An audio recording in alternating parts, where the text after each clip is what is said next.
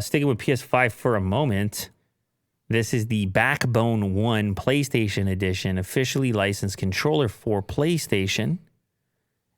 This is going to be if you want to do remote play, which we did a video goofing with it with an iPad. Remember, we had the old PlayStation controller where you could put a tablet on it? Sure. This is a little more streamlined.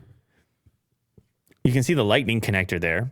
You could pop an iPhone in here, open up remote play, have a PlayStation-like experience with the controller, and essentially have your PlayStation on the go, your games on the go, as you can see. Who was playing the Horizon game? This guy's doing Gran Turismo out in the beach, having a blast, by the way.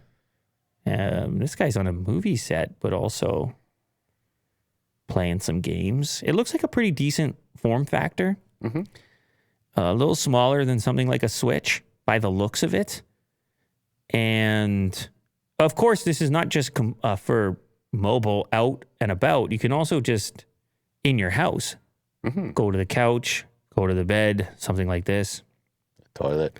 The look and the feel of the Backbone 1 brought to life by the design team in collaboration with brilliant minds at PlayStation, so that the elegant colors, materials, and finishes are all inspired by the design of the PS5 console's DualSense wireless controller. So very similar look and feel, transparent face buttons, floating appearance, feels right at home with everything else in the PS5 lineup, including the Pulse 3D headset, etc.